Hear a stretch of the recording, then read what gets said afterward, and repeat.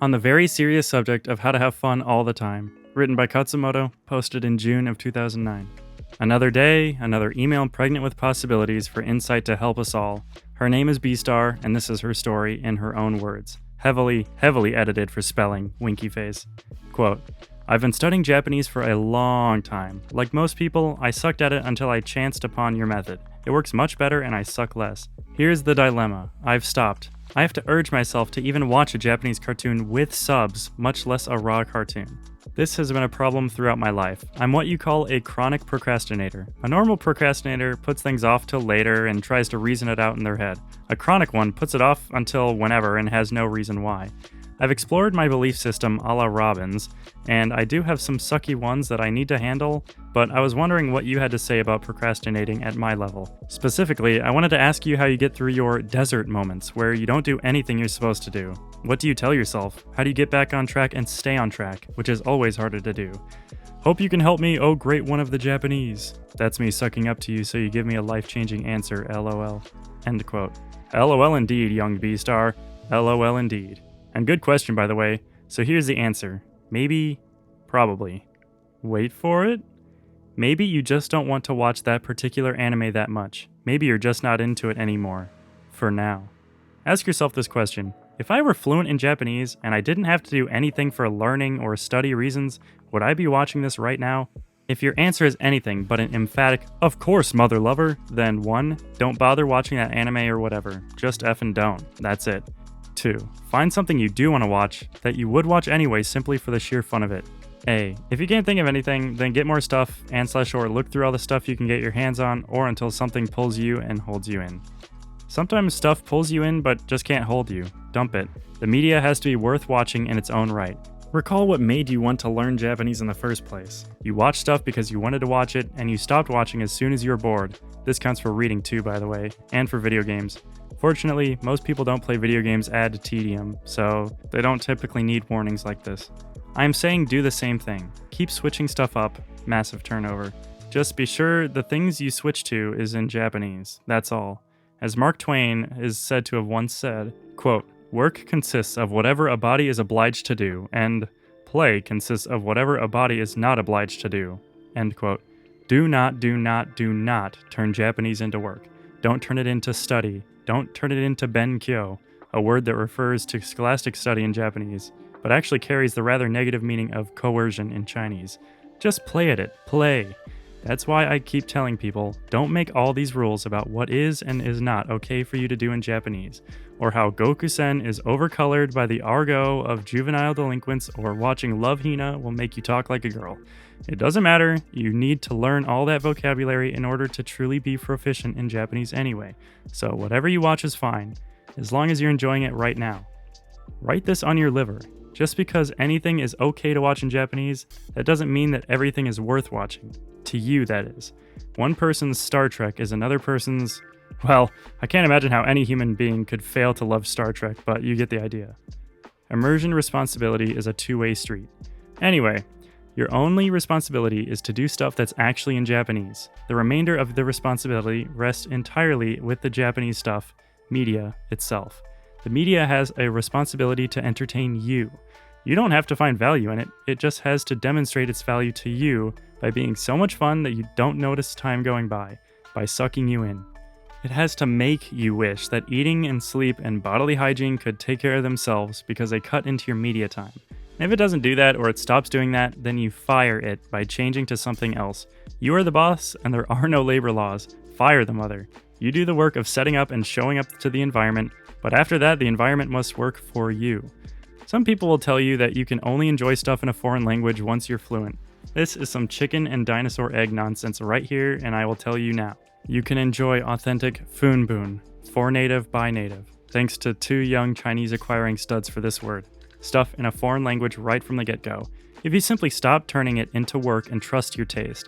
You're in charge now. You decide what comes and what goes, and boring stuff always goes. It doesn't matter if it has the same amount of vitamin J as 50 bowls of rice. It doesn't matter if it has traces of Nagase Tomoya's urine in it. If it is boring, then it's out. The door. In fact, you can make a game out of this. It's kind of like the aim to fail of media exposure. Find Japanese to throw away. Or, put another way, focus on how much Japanese you discard. How much Japanese stuff do you skim, sample, or try, only to throw away? Increase this number. Increase the number of Japanese things you discard, and the amount of cool stuff you hit will naturally increase as well.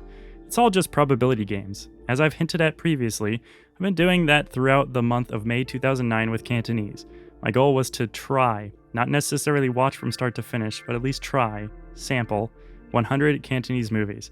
Now, I may or may not actually hit 100, but 1, that's not the point, and 2, the reason I may end up not hitting 100 is because in all the randomness, I found 3 or 4 movies that were so cool, I wanted to watch them again and again and again.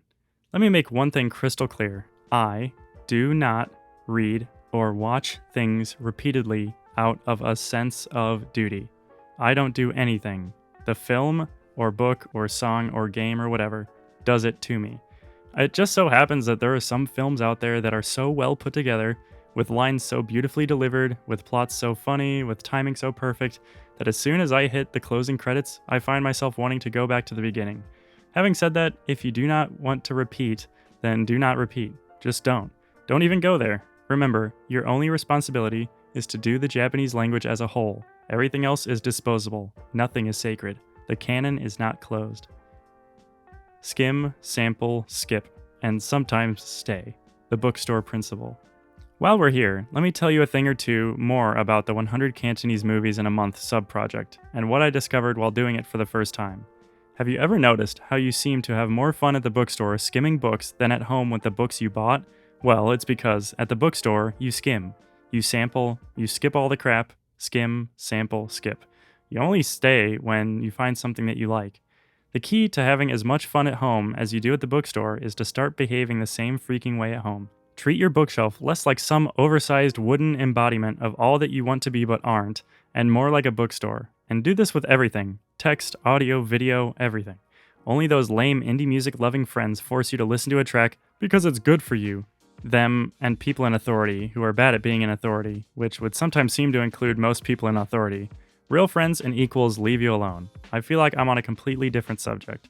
A good movie or book or game or whatever is like a good friend, and a good chapter of a good movie or book is like a good friend, and a good snippet of a good chapter of a good movie or book is like a good friend. You stay with them because you like them, not because you have to or should.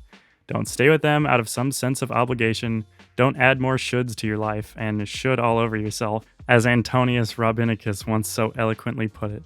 When something or someone is cool, she, it, he will make you want to spend more time with her, it, him. There will be no duty involved. One never gets bogged down at a bookstore. One only gets sucked in. So why? Why trudge through a boring anime or game or book just because you should? Because other people are looking and you might look illiterate if you skip too many pages? Because you have to finish what you started? Forget about it, man. Instead, remember this. There are no other people, and there are no means, and there is no rule except have fun in Japanese. If a book or a movie or even a person gets dumped along the way, then so be it. There's plenty more where that came from. Both active and passive. To go even further, what this means for us is that it's in Japanese, therefore it's good for me, alone is not reason enough to watch something. It has to be fun and in Japanese. As Rossini almost said, but didn't, quote, all Japanese is good, except the boring kind, end quote. If it's boring, then don't watch it. Switch to something else. Simple. Period. End of sentence. Case closed. But I might learn something, you say. Yes, but you'll probably die of boredom before you do. The truth is, you can learn something doing anything, so there's no reason to go mentally chewing broken glass on the off chance that you could build some character. Media is like Kleenex in that it's really good to use and very hygienic, but once it's been contaminated with snot, boredom, you throw it away. Only those stingy relatives you visit once a year force you to reuse dirty Kleenex. For your own health, throw away or put aside all boredom-contaminated media and get a new box of tissues. Good media is actually reusable, of course, so the Kleenex simile has holes in it. Not as big of holes as those in Stargate. We just traveled to another galaxy to meet a community of humans whose ancestors were abducted at the dawn of Earth's civilization, but somehow were perfectly able to communicate complex technical instructions in life and death situations using a fully fledged 20th century standard American English vocabulary, all without a universal translator or any other such magical advice, and oh hey look, they have USB here too, SG-1 though.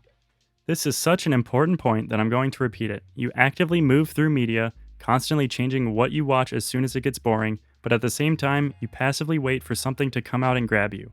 When that thing does find you, you will know. There will be no doubt because it'll stop you in your tracks, and you'll have a beautiful time together. Indeed, time may well stop, and then you'll get tired of it and start moving again. Tip: when something grabs you, you might want to find out who made it and start looking for other work by the same creators. In my experience, if you like one piece of work from a certain creator, the chances are much higher than random that you'll like their other work. For example, did you know that Trick, Ikebukuro Westgate Park, Handock, Keizoku, and Sushi Prince were all directed by the same guy, Tsutsumi Yukihiko? These are some of the coolest shows, Japanese or otherwise, ever made. So cool that it would be worth acquiring a certain language just to be able to enjoy them fully. Conclusion. To conclude, 1. If you're bored, it's not your problem and it's not Japanese's problem, it's the media's problem. Change the show, not the person, and not the language. The reason you feel like all of Japanese sucks is because you have mixed the pure, clean spring water of fun Japanese with the runny, cholera-infested turds of obligation. Purify the water, remove the obligation so that you are left with only the fun stuff, and Japanese itself will be fun for you again. As I've mentioned in a previous article, I went through a stage when, for some inexplicable reason, I simply couldn't bring myself to sit down with a book. I always ended up watching TV instead. This really bugged me. Had I attained literacy just to never use it again? When I sold off the 30 to 50% of my bookstore, bookshelf, that I wasn't interested in anymore, suddenly reading became super fun again and has been ever since. I continue to treat most books like disposable items to be processed, read or not read, and not some kind of proud decoration, and I continue to read heavily. Also, I skip the boring parts of books just like TV. Do not read the special insets in manga just because you think you have to. In the case of anime and movies, don't feel like you have to follow every single moment. Remember, it has to bring you in, and it's okay to stop sampling even after 30 to 45 seconds. Fire the media. You do not have to finish what you started. 2. Throw away is a synonym for change. I can watch a movie 10 times until suddenly at the 11th viewing it's like, yeah. It just starts chafing. Maybe 6 months later you'll want to see it again. So it's not necessarily a matter of all-out disposal, especially with stuff that you've liked before. More one of switching things up. Often enough, I find that something I once didn't feel at all excited about has magically grown on me. 3. Tools for switching things up for free.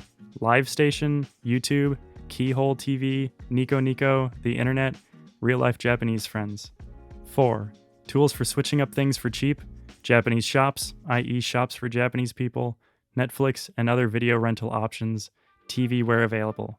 Thus spake Khatzumoto, so it shall be written, so it shall be done. And now it's your turn. How do you turn those dry desert moments into a sweet, tasty dessert? Please share, smiley face.